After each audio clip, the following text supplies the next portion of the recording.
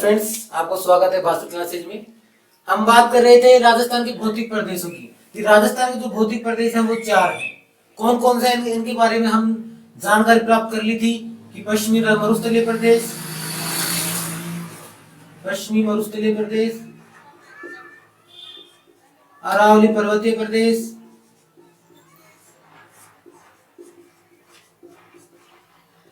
पूर्वी मैदानी प्रदेश और जो चौथा था वो हाड़ौती का पठार या दक्षिणी पूर्वी पठारी प्रदेश। इसमें हम चर्चा कर रहे थे पश्चिमी मरुस्थलीय प्रदेश की कि जो हमारा इंडिया है या भारत है, इसमें मरुस्थल कितना है, थार का मरुस्थल। तो जो टोटल थार का मरुस्थल है उसमें से इंडिया में है 62% और पाकिस्तान में है 38%। इसमें से भी जो 62% है इसमें से 61.11% तो राजस्थान में है और 0.89% है वो गुजरात, हरियाणा और पंजाब में है। जो भारत में थार का मरुस्थल है 62% या राजस्थान में कहें कि राजस्थान में जो थार का मरुस्थल है वो पश्चिम दिशा में स्थित है और जो थार का मरुस्थल 38% है पाकिस्तान में, वो है पाकिस्तान में पूर्व दिशा में। अर्थात हम पाकिस्तान का नक्शा देखेंगे तो पाकिस्तान के नक्शे के अनुसार वो पूर्व दिशा में स्थित है और ये है सिंध व पंजाब प्रांत में स्थित, पंजाब प्रांत में स्थित है ये पाकिस्तान के। पिछले वीडियो में हमसे गलती हो गई थी कि हमने जो ये 62% था ये भारत की पूर्व दिशा में कर दिया था, इसलिए हमें खेद है और जिसने भी हमें बताया उसका बहुत बहुत धन्यवाद है। लेकिन जो ये 61.11% है या राजस्थान भारत में जो मरुस्थलीय प्रदेश है वो पश्चिम दिशा में स्थित है, जबकि पाकिस्तान के नक्शे में पाकिस्तान के अनुसार जो पाकिस्तान का थार का मरुस्थल है वो पूर्व दिशा में स्थित है। इसके बाद हमने बात की थी कि जो थार का मरुस्थल है इसके जो विवरण लिया है इसके बारे में हमने नॉर्मल विवरण लिया था। अब इसमें हम जो हमारा जो लास्ट टॉपिक था वो था हमारा कि मरुस्थल के प्रकार हमने पढ़े थे लास्ट में।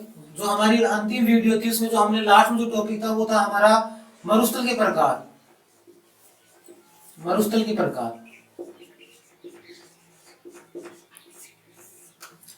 मरुस्थल के प्रकार में हमने पढ़ा था हम्मादा, इर्ग और रैग। हम्मादा क्या होता है? हम्मादा होता है पथरीला या ऐसे चट्टानी जो मरुस्थल होता है वो हम्मादा होता है, पथरीला या चट्टानी जो मरुस्थल होता है। इसके बाद में इर्ग, जो संपूर्ण जो मरुस्थल है या हम कह सकते हैं कि जो थार का महान मरुस्थल है उसको इर्ग कहते हैं। जो महान या संपूर्ण जो मरुस्थल है, संपूर्ण मरुस्थल या महान मरुस्थल है जो वो इर्ग कहलाता है। और जो तीसरा था वो था रैग। रैग हम्मादा के चारों ओर ये ऐसे कह सकते हैं कि ये है वो मिश्रित मरुस्थल है, मिश्रित मरुस्थल।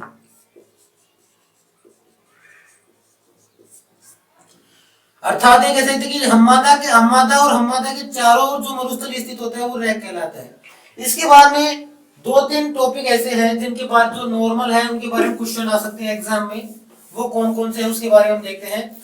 एक होता है लोएश मैदान। लोएश मैदान, लोएश मैदान क्या होता है? लोएश मैदान होते हैं कि पवन के द्वारा या वायु द्वारा मिट्टी लाकर मैदानों का निर्माण किया जाता है। पवन या वायु द्वारा मिट्टी लाकर या मिट्टी से मैदानों का निर्माण किया जाता है जिन्हें लोएश मैदान कहते हैं और ये है सर्वाधिक जैसलमेर में। इसके बाद देखें हम लघु मरुस्थल।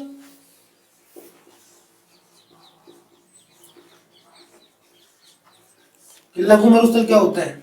तो हमारा जो गुजरात है या कच्छ का रण गुजरात,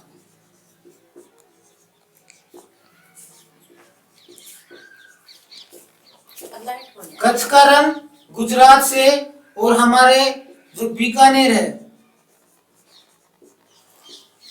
बीकानेर के मध्य में जो कच्छ का रण गुजरात से बीकानेर के मध्य में जो मरुस्थल है वो है लघु मरुस्थल, उसे कहते हैं लघु मरुस्थल, ऐसे कह सकते हैं। इसके बाद देखें हम, जो हमारा जो तीसरा है वो है रेगिस्तान का मार्च, रेगिस्तान या मरुस्थल का मार्च।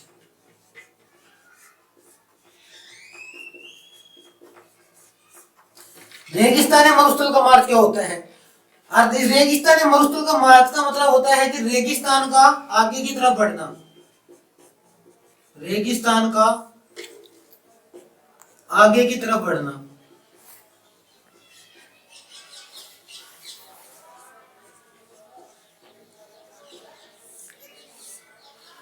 अर्थात रेगिस्तान, रेगिस्तान में आगे की तरफ बढ़ना, रेगिस्तान का आगे की तरफ बढ़ना रेगिस्तान मार्च कहलाता है। और इसके बाद है वो एक और है, वो है नेटवर्क टीले। नेटवर्क टीले क्या होते हैं? क्रमागत अर्थात एक के बाद एक क्रमागत टीलों को नेटवर्क टीले कहते हैं, क्रमागत टीलों को नेटवर्क टीले कहते हैं। इसके बाद हमने पढ़ा था कि जो हमारा पश्चिमी मरुस्थलीय प्रदेश है, पश्चिमी मरुस्थलीय प्रदेश को 25 सेमी वर्षा रेखा या समवर्षा रेखा दो भागों में विभाजित कर, हमने कल पढ़ा था कि जो 25 सेमी समवर्षा रेखा है वो पश्चिम मरुस्थलीय प्रदेश को दो भागों में बांटती है। पहला था शुष्क मरुस्थलीय प्रदेश, दूसरा था अर्ध शुष्क मरुस्थलीय प्रदेश। या शुष्क मरुस्थलीय प्रदेश को हम कहते हैं राठी प्रदेश और अर्ध शुष्क मरुस्थलीय प्रदेश को कहते हैं हम बामन प्रदेश। जो हमारा शुष्क मरुस्थलीय प्रदेश था, शुष्क मरुस्थलीय शुष्क रेतीला प्रदेश था, इसमें इसको हमने दो भागों में विभाजित किया था, एक बालू का युक्त, बालू का मुक्त, ये तो बालू का मुक्त और एक बालू का युक्त, बालू का स्तूप मुक्त और बालू का स्तूप युक्त।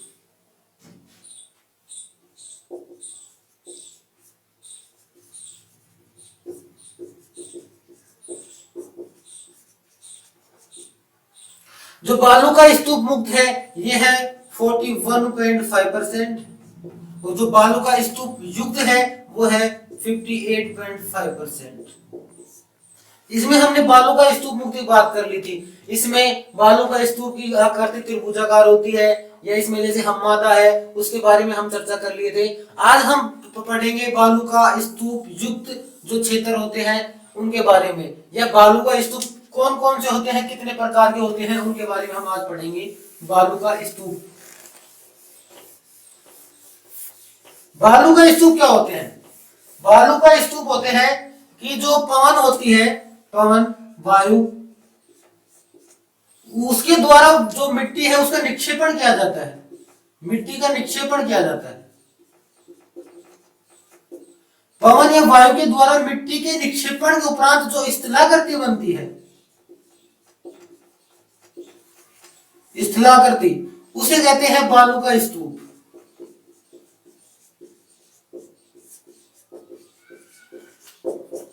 अगर हम यहाँ पर चर्चा करेंगे बालू का स्तूप कितने प्रकार के होते हैं, बालू का स्तूप यहाँ पर हमने मुख्यतः पढ़ेंगे कि 6 प्रकार के होते हैं, ये 6 प्रकार के होते हैं। इनमें से जो 3 बालू का स्तूप है वो वायु पर निर्भर करते हैं, अर्थात उनका निर्माण वायु की गति या पवन की दिशा के अनुदिश होता है। और जो 3 बालू का स्तूप है वो होते हैं अपनी जो उनकी जो आकृति है उनके लिए, वो अपनी आकृति के लिए प्रसिद्ध है, या आकृति के ऊपर ही उनका जो नाम है वो पड़ा हुआ है। इनमें हम बात करते हैं पहला जो बालू का स्तूप है उसकी। जो पहला बालू का स्तूप है वो है अनुदैर्ध्य, या इसको कहते हैं रेखीय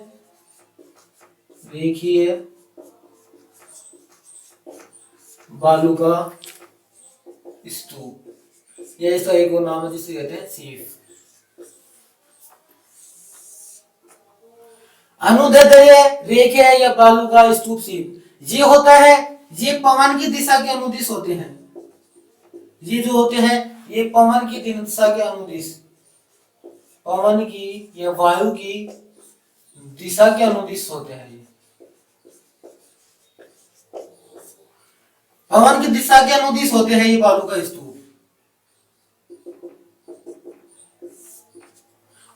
एक ही रेखा में होते हैं, इसलिए इन्हें रेखीय कहते हैं, एक ही रेखा में होने के कारण। ये एक ही रेखा में और वायु के अनुदिश होते हैं, इसलिए इन्हें रेखीय बालू का स्तूप कहते हैं। और इनका जो विस्तार है,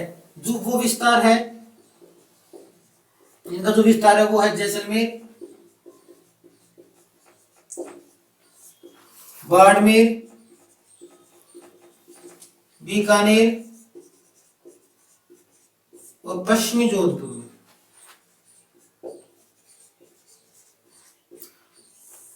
ये जो 4 जिले हैं राजस्थान के, इनमें इसका विस्तार है, अनुत्तरीय रेखीय बालू का स्तूप का विस्तार है। इसके बाद हम चर्चा करें जो हमारा दूसरा बालू का स्तूप है उसकी।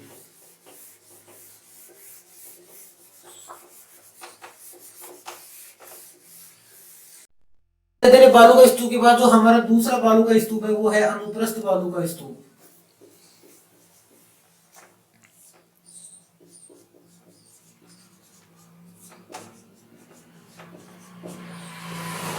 अनुप्रस्थ बालू का स्तूप है वो क्या होता है, वो है पवन की दिशा है उसके जो लंबवत बालू का स्तूप बनते हैं, लंबवत जो लंबवत बालू का स्तूप बनते हैं उन्हें कहते हैं अनुप्रस्थ बालू स्तूप। अर्थात पवन की दिशा के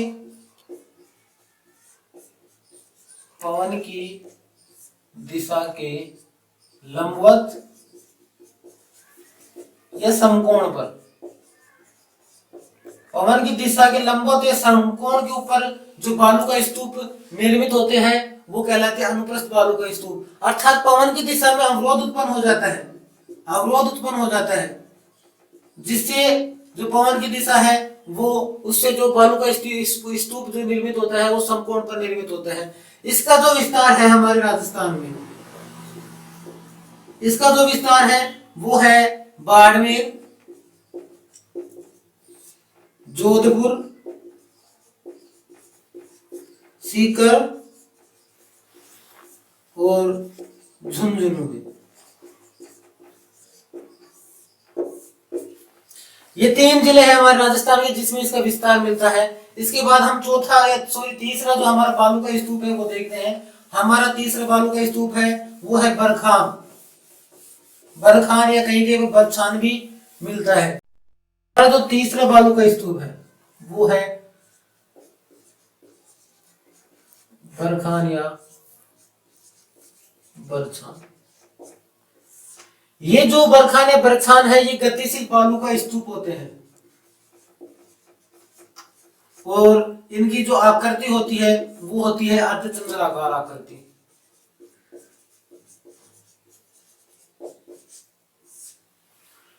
और इनका जो विस्तार है राजस्थान में, इनका जो विस्तार है, एक बात यहां पर नोट करके लिख लेना कि मरुस्थलीकरण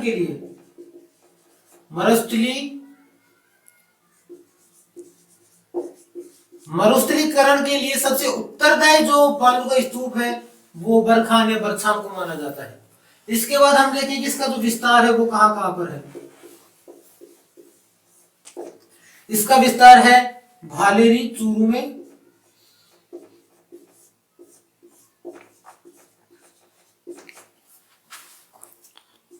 ओसिया जोधपुर में,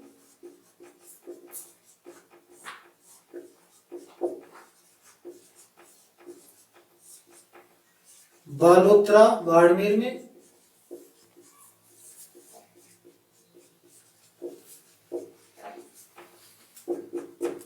और लुणकसर और देशनोक, ये दोनों है बीकानेर में। सूरतगढ़ ये है गंगानगर में, और जो लास्ट है हमारा वो है हनुमानगढ़ में, रावतसर। ये हमारे जिले हो गए जहां पर राजस्थान में बरखान और बरछान का विस्तृत या विस्तार है। ये जो तीनों बालू का स्तूप थे हमने पढ़े थे, अनुदैर्ध्य, अनुप्रस्थ और बरखान, ये वायु की दिशा के अनुदिश होते हैं, ये वायु की दिशा पर निर्भर करते हैं। अब इसके बाद हम जो अगले जो 3 बालू का स्तूप पढ़ेंगे वो ऐसे हैं जो अपनी आकृतियों के लिए हैं, जिनमें पहला है हमारा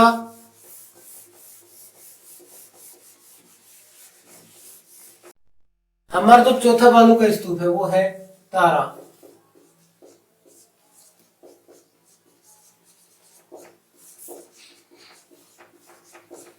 तारा बालू का स्तूप है वो रेतीले मरुस्थल में या मरुस्थल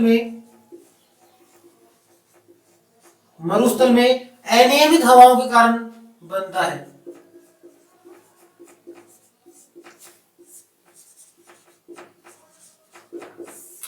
अर्थात हम ऐसे कह सकते हैं कि रेतीले मरुस्थल में अनियमित हवाओं के कारण जो तारेनुमा आकृति के जो बालू का स्तूप बनते हैं उन्हें तारा बालू का स्तूप कहते हैं। इनका जो विस्तार है तारा बालू का जो विस्तार है वो है मोहनगढ़ जैसलमेर में और सूरतगढ़ गंगानगर में। यहाँ पर इस तारा बालू का स्तूप का वो है विस्तार है। ये जो तारा का बालू का स्तूप होता है इसमें 3 या अधिक भुजाएं होती हैं। 3 या अधिक भुजाएं होती हैं। इसके बाद जो हमारा 5वां बालू का स्तूप है वो है पैराबोलिक बालू का स्तूप।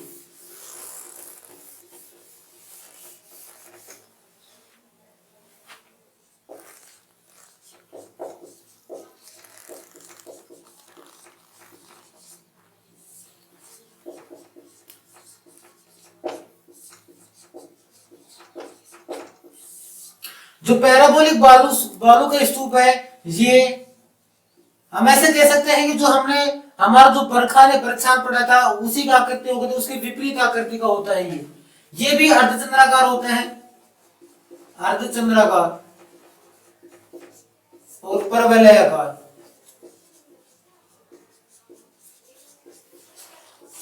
और इसका जो विस्तार है इसका विस्तार संपूर्ण मरुस्थल में है। संपूर्ण मरुस्थल अर्थात हमारा जो थार का मरुस्थल है वो 12 जिलों में फैला हुआ है। इसलिए हम कह सकते हैं जो पैराबोलिक बालू का स्तूप है ये भी संपूर्ण मरुस्थल अर्थात 12 जिलों में फैला हुआ है। इसके बाद इसमें जो चौथा है जो इसमें से जो एक वो पॉइंट है ये है कि इसकी जो आकृति होती है वो महिलाओं की हेयरपिन के जैसी होती है। महिलाओं की हेयरपिन के जैसी, महिला जो बालों में लगाती है उनके जैसी। इसके बाद जो हमारा छठा जो बालू का स्तूप है वो है सब्रकाफीज।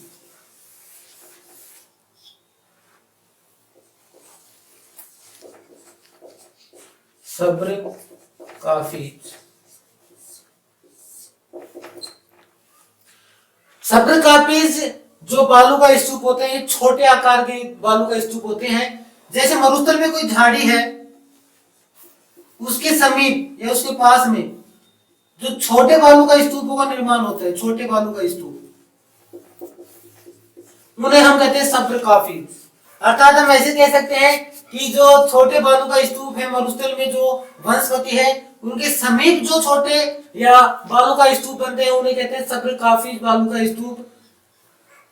मरुस्थल में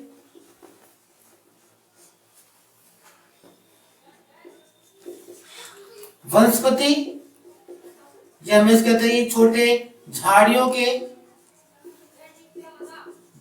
के समीप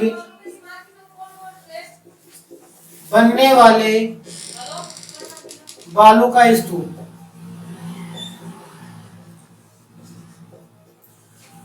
छोटे झाड़ियों के समीप बनने वाले बालू का स्तूप होते हैं वो सब्रकाफीज बालू का स्तूप होते हैं। और इनका जो विस्तार है वो भी संपूर्ण मरुस्थल में है।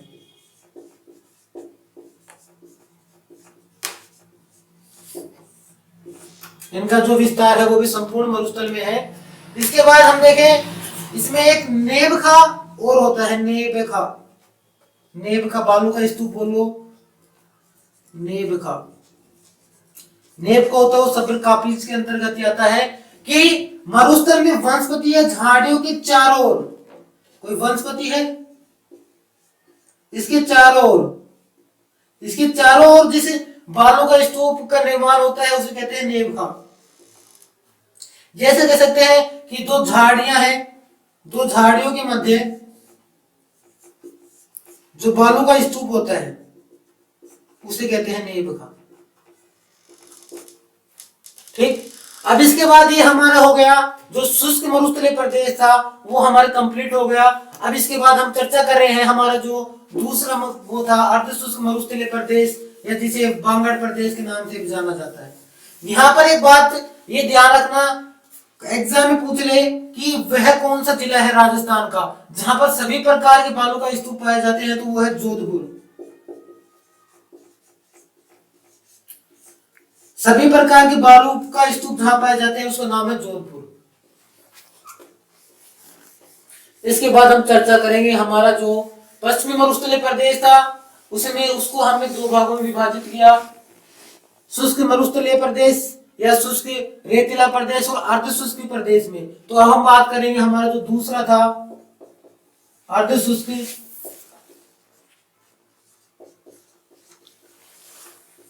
प्रदेश, यही से बोलते हैं बांगड़ प्रदेश।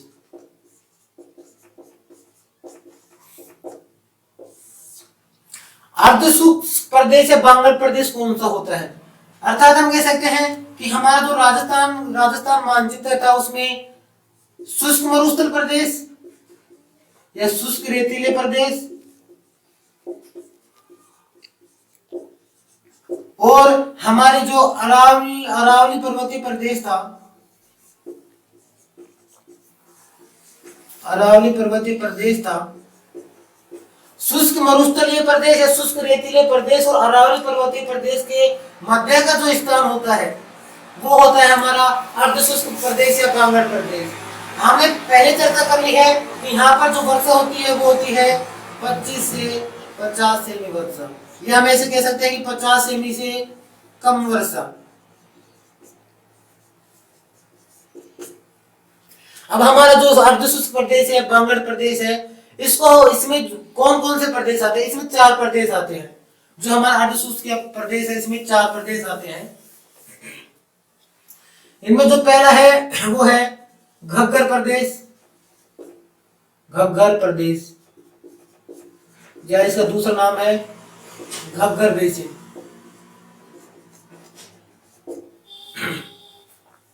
दूसरा है हमारा शेखावाटी प्रदेश, या इसे कह सकते हैं शेखावाटी अंतः प्रवाह प्रदेश, शेखावाटी अंतः प्रवाह प्रदेश। शेखावाटी अंतः प्रवाह प्रदेश क्यों कहते हैं, यहाँ पे हम चर्चा करेंगे कि यहाँ पर शेखावाटी प्रदेश में कातली नदी बहती है, या यहाँ की जो मुख्य नदी है वो कातली नदी है जो अंतः प्रवाह क्षेत्र के अंतर्गत आती है, इसलिए इसे शेखावाटी अंतः प्रवाह क्षेत्र कहते हैं। चौथा है वो है हमारा नागौरी उच्च भूमि, इसका जो विस्तार है मुख्य रूप से नागौर, इसके नाम से प्रतीत हो रहा है नागौर उच्च भूमि, इसका जो मुख्य विस्तार है वो नागौर में है। और जो चौथा है वो हमारा गोडवाड़ प्रदेश, या इसे हम कहते हैं लूनी बेसिन। ये 4 प्रदेश हो गए अर्ध शुष्क प्रदेश या बांगड़ प्रदेश के। घग्गर प्रदेश या घग्गर बेसिन, शेखावाटी प्रदेश या शेखावाटी अंतः पर्वत क्षेत्र, नागौरी उच्च भूमि और गोडवाड़ प्रदेश है लूनी बेसिन। अब हम यह बात करेंगे घग्गर बेसिन या घग्गर प्रदेश की, कि जो घग्गर प्रदेश या घग्गर बेसिन होता है ये इसका जो विस्तार है वो कहाँ है। जो घग्गर प्रदेश या घग्गर बेसिन है इसका विस्तार है मुख्य रूप से गंगानगर और हनुमानगढ़ में। इसका जो विस्तार है वो है गंगानगर और हनुमानगढ़ में। और यहाँ पर जो मुख्य रूप से इस प्रदेश में जो नदियां आती हैं, या यहाँ जिस प्रदेश में 2 नदियां हैं जिनका दबाव क्षेत्र पाया जाता है, अर्थात हम ऐसे कह सकते हैं कि यहाँ पर 2 नदियां हैं जिनका नाम है सतलज और घग्गर नदी। सतलज और घग्गर नदी का वो है दबाव क्षेत्र है। जो घग्गर नदी है ये जो घग्गर नदी है इसका जो उद्गम क्षेत्र है वो है हिमाचल प्रदेश की शिवालिक की पहाड़ियां।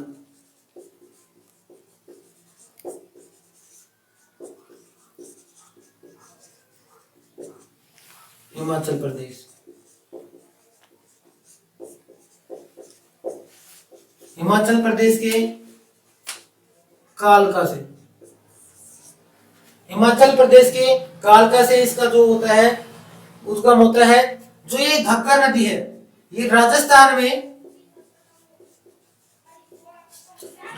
में हनुमानगढ़ का एक टिब्बी नामक स्थान है। टिब्बी नामक स्थान, यह राजस्थान में हनुमानगढ़ के टिब्बी नामक स्थान से राजस्थान में प्रवेश करती है। और जब ये जो घग्गर नदी है इसका जो कभी कभार वर्षा ज्यादा होती है और इसका जो पानी है वो पाकिस्तान के जिस स्थान तक पहुंचता है उसका नाम है फोर्ट अब्बास। फोर्ट अब्बास।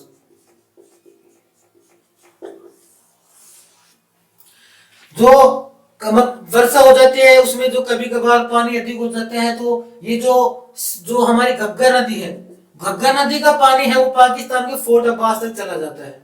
और जो घग्गर नदी के द्वारा जो मैदान बनाए जाते हैं, घग्गर नदी के जो मैदान बनते हैं, घग्गर नदी के जमाव क्षेत्र से जो मैदान बनते हैं उनको हनुमानगढ़ में नाली का नाम दिया जाता है। नाली का नाम दिया जाता है हनुमानगढ़ में। ये हो गया हमारा घग्गर प्रदेश या घग्गर बेसिन। अब इसके बाद हम चर्चा करेंगे हमारा जो दूसरा प्रदेश था अर्ध प्रदेश का शेखावाटी।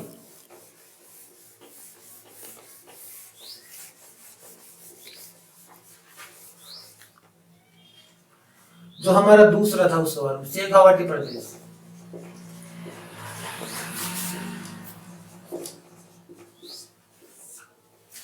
शेखावाटी प्रदेश है ये, इसका शेखावाटी नाम क्यों पड़ा? ये पड़ा शेखा सामंत के अधिकार के कारण।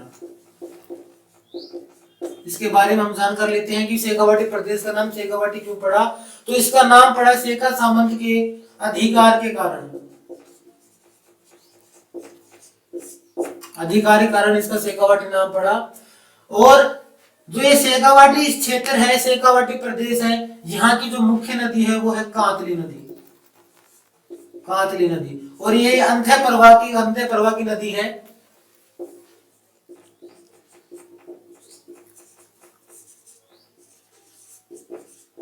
इसलिए इसका जो दूसरा नाम है वो है शेखावाटी अंधे प्रवाह क्षेत्र या अंधे प्रवाह प्रदेश।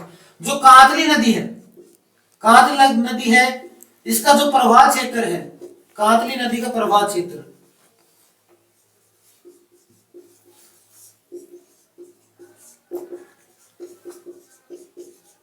कांतली नदी का जो प्रवाह क्षेत्र है उसे कहा जाता है तोरावाटी।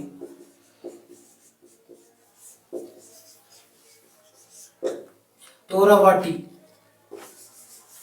और जो एक कांतली नदी का प्रवाह क्षेत्र है ये मुख्य रूप से ये ऐसे कह सकते हैं शेखावाटी प्रदेश में कौन कौन से जिले आते हैं? सीकर, चिरू, झुंझुनू। तो इसका कांतली नदी जो प्रवाह क्षेत्र वो है सीकर और झुंझुनू में।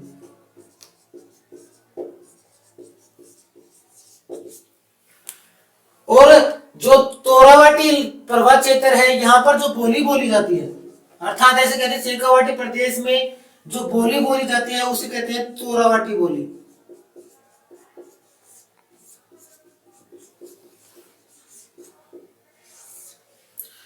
यहाँ पर एक और जो हमारे एग्जाम व्यू से देखा जाए तो एक और चीज पूछी जा सकती है कि जो कांतली नदी है, कांतली नदी के समीप गणेश्वर सभ्यता स्थापित है।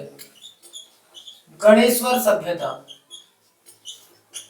जो सीकर नीम का थाना में, सीकर नीम की थाना,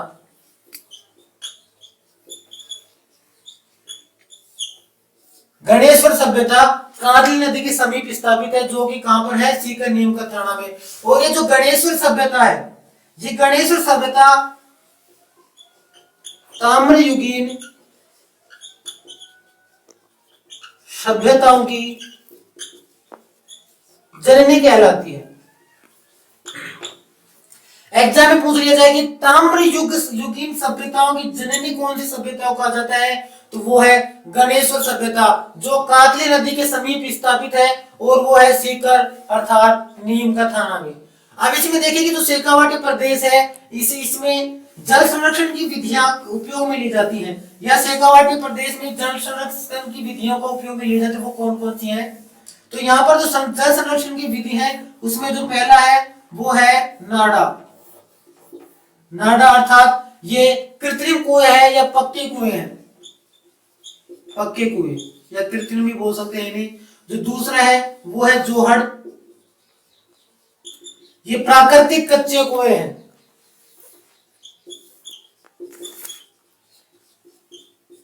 और जो तीसरा है उसका नाम है सर।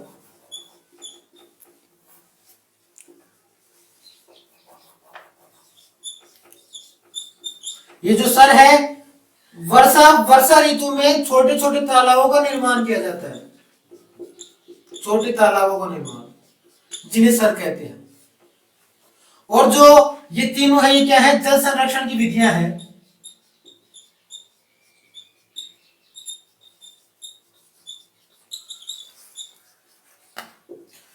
और यहां पर जो चारागाह भूमि होती है, चारागाह भूमि, उसको बीड़ के नाम से जाना जाता है। ये हो गया हमारा शेखावाटी प्रदेश। कि शेखावाटी प्रदेश का नाम शेखा सामंत के अधिकार के कारण पड़ा, और उसमें की जो मुख्य नदी है वो है कांकली नदी, जो कि अंतः प्रवाह क्षेत्र की नदी है। हमारा जो तीसरा है वो है नागौरी उच्च भूमि। नागौर उच्च भूमि है, इसका जो मुख्य विस्तार है वो है नागौर में। और अर्थात ये कह सकते हैं नागौर उच्च भूमि क्या है? ये है अरावली से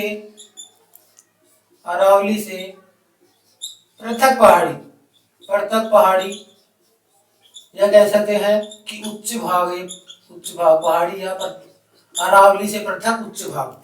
हमने पढ़ा था कि जो अर्धशुष्क प्रदेश है इसमें ये शुष्क रेतीले शुष्क मरुस्थलीय प्रदेश और अरावली पर्वतीय प्रदेश के मध्य में स्थित है।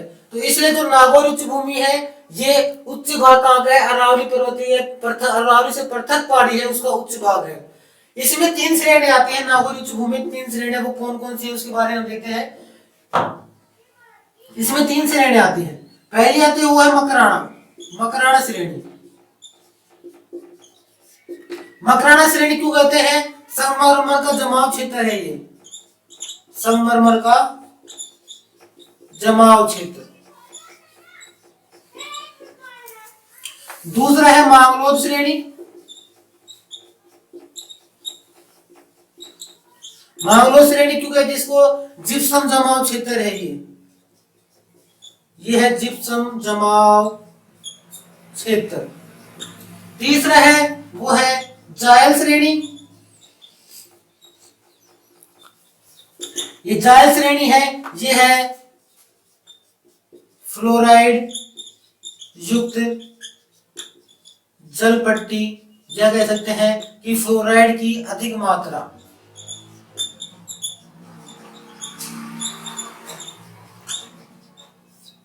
ये 3 श्रेणियां नागौर उच्च भूमि के अंतर्गत आती हैं। मांगलोद मकराना श्रेणी, मांगलोद श्रेणी और जायल श्रेणी। यहां पर जो है वो देखते हैं, एक होता है हार्डपन। हार्डपन क्या होता है? हार्डपन होता है वो नागौर और बीकानेर के मध्य जो जिप्सम जमाव क्षेत्र होता है उसे हार्डपन कहा जाता है। इसके बाद ही इसमें देखें तो फ्लोराइड की अधिकता के कारण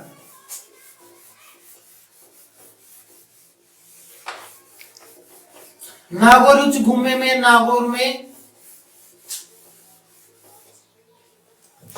फ्लोराइड की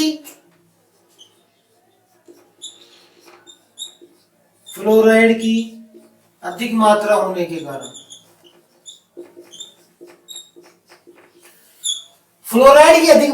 के कारण नागौर में एक बीमारी होती है, अर्थात कमजोरी विकसित हो जाती है, जिससे जो बच्चा है, मनुष्य है या कोई भी है, उसमें बीमारी उत्पन्न होती है कुबड़ के रूप में, या उसे कुबड़ निकल जाता है।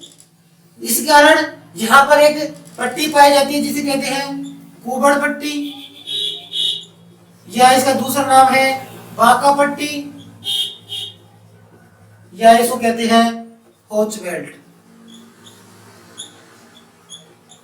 कुबड़ पट्टी, बाका पट्टी या होच बेल्ट होती है कि फ्लोराइड की अधिक मात्रा के कारण, और जो ये क्षेत्र है वो है हमारा नागौर और अजमेर के मध्य। नागौर और अजमेर के मध्य जो फ्लोराइड की अधिक मात्रा वाली जो पट्टी है या जल पट्टी है उसे कहते हैं कुबड़ बाका या होच बेल्ट। इसका मतलब इसमें जो फ्लोराइड की मात्रा होती है वो अधिक होती है, जिसके सेवन से शरीर में विकार उत्पन्न हो जाता है या इंसान होता है वो कुबड़ा हो जाता है। इसके बाद हमारा जो चौथा अर्धशुष्क प्रदेश है वो है लूनी बेसिन या गोडवाड़ प्रदेश। चौथा अर्धशुष्क प्रदेश में जो हमारा चौथा है वो है गोडवाड़ प्रदेश। गोडवाड़ प्रदेश या इसका दूसरा नाम है उसे कहते हैं लूनी बेसिन।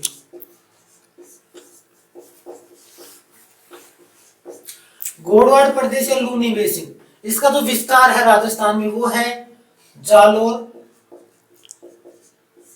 पाली, बाड़मेर और जोधपुर में। ये जो 4 जिले हैं इनमें राजस्थान में यहाँ पर इसका विस्तार है। गोडवाड़ प्रदेश, इसका नाम गोडवाड़ क्यों पड़ा? यहाँ पर प्राचीन काल में गौड़ जाति निवास किया करती थी। गौड़ जाति निवास करती थी यहाँ पर प्राचीन काल में। और इस क्षेत्र में अर्थात गोडवाड़ प्रदेश में जो मुख्य रूप से जो जिले आते हैं जालोर, पाली, यहाँ पर एक बोली बोली जाती है जिसे कहते हैं गोडवाड़ी बोली।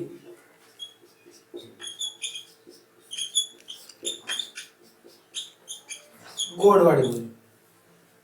अब देखें तो गोडवाड़ी बोली, अब यहाँ पर एक है जो गोडवाड़ प्रदेश है, यहाँ पर है 56 की पहाड़ियां। 56 की पहाड़ियां है। ये कहां पर है? ये है हमारे जो पहाड़ी में सिवाना और बालोतरा के मध्य।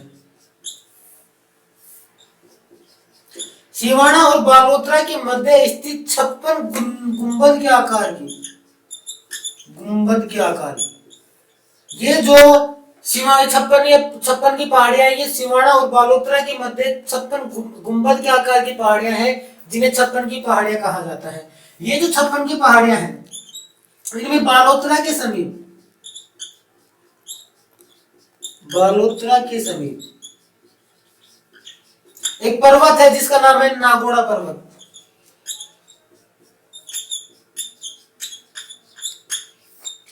ये जो नागोड़ा पर्वत है यहाँ पर एक जैन धर्म का मंदिर है जिसका नाम है नागोड़ा भैरव का मंदिर। नागोड़ा भैरव का मंदिर। नागोड़ा भैरव का मंदिर है वो किसे समर्पित है? वो है जैन धर्म के 23वें तीर्थंकर हुए थे। 23वें तीर्थंकर पार्श्वनाथ, उसको समर्पित ये मंदिर है। अब देखिए इसमें आगे देखिए हम कि जो नागोड़ा जो 56 की पहाड़ियां हैं, यहीं पर एक पिपलूद ग्राम है। पिपलूद ग्राम। ये पिपलूद ग्राम क्यों है? मतलब अर्थात एग्जाम में पूछ लिया जाए जी पिपलूद ग्राम में क्या विशेषता है, तो पिपलूद ग्राम में एक हल्देश्वर महादेव का मंदिर है। हल्देश्वर महादेव का मंदिर। और दूसरा देखा जाए तो पिपलूद ग्राम है पश्चिमी राजस्थान में सबसे अधिक वर्षा वाला क्षेत्र है। सर्वाधिक वर्षा यहीं पर होती है। सर्वाधिक वर्षा वाला क्षेत्र, इसी कारण सर्वाधिक वर्षा होने के कारण ही इसे पश्चिमी राजस्थान का माउंट आबू कहते हैं। एग्जाम में पूछ लिया जाए कि पश्चिमी राजस्थान का माउंट आबू कौन है, तो वो है पिपलूद ग्राम। इसके बाद हम देखें गोडवाड़ प्रदेश में, कि गोडवाड़ प्रदेश में अगर इतिहास में पूछे तो इतिहास में क्या है। ये जो गोडवाड़ी बोली है इसके संदर्भ में देखते हैं। तो गोडवाड़ी बोली में एक ग्रंथ लिखा गया बिसलदेव रासो, बिसलदेव रासो, बिसलदेव रासो है। ये नरपति नल्हा द्वारा लिखा गया, नरपति नल्हा द्वारा। बिसलदेव रासो में क्या है, तो चौहान वंश के एक शासक हुए थे विग्रह राज चतुर्थ, विग्रह राज चतुर्थ, जिन्हें इतिहास में बिसलदेव के नाम से जाना जाता है, बिसलदेव के नाम से जाना जाता है। इस ये जो पृथ्वी बिसलदेव रासो है, इसमें नरपति नल्हा द्वारा विग्रह राज चतुर्थ के कहे बिसलदेव की कीर्ति का व्याख्यान किया गया है। इसके बाद देखें कि जो छप्पन जो गोडवाड़ प्रदेश है इसमें है एक और एग्जाम्पल, जैसे कि जो ग्रेनाइट पर्वत है, ग्रेनाइट पर्वत, ग्रेनाइट पर्वत है वो है जालोर में। दूसरा इसमें देखिए तो एक पर्वत है जिसका नाम है डोरा पर्वत, डोरा पर्वत है वो जालोर के जसवंतपुरा की पहाड़ियां, जालोर के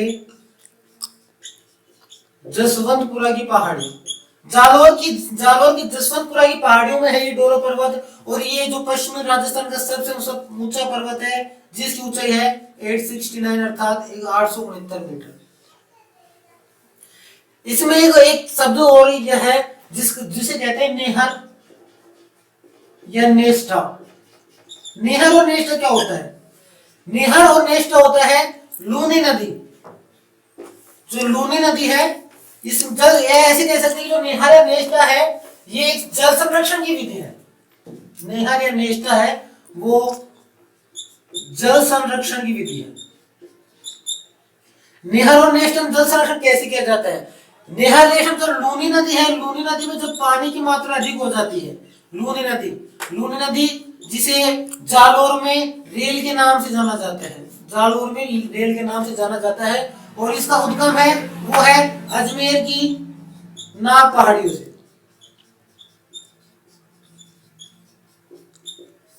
इसका जो उद्गम है वो अजमेर की नाग पहाड़ियों से है। तो नेहर नेष्ठा क्या होता है कि लूनी नदी में जब पानी की मात्रा अधिक हो जाती है तो इस अधिक पानी को विभिन्न स्थानों अर्थात तालाबों या खेती में जिस विधि के रूप में उपयोग किया जाता है, जिस विधि से इसका उपयोग किया जाता है या खेतों तक जिस विधि से या जिस माध्यम से इसके अतिरिक्त जल को पहुंचाया जाता है उसे कहते हैं नेहर या नेष्ठा। ये हो गया हमारा गोडवाड़ प्रदेश या लूनी बेसिन। अब इसके बाद हम अगली क्लास में जो शब्दावली है पश्चिमी मरुस्थल की उसके बारे में अध्ययन करेंगे, और अरावली जो हमारा दूसरा जो भौतिक प्रदेश था अरावली पर्वतीय प्रदेश उसके बारे में अध्ययन करेंगे। अगर आपको वीडियो अच्छी लगी तो लाइक करें, शेयर करें और हमारे YouTube चैनल भास्कर क्लास को अधिक से अधिक सब्सक्राइब करें। Thank you so much.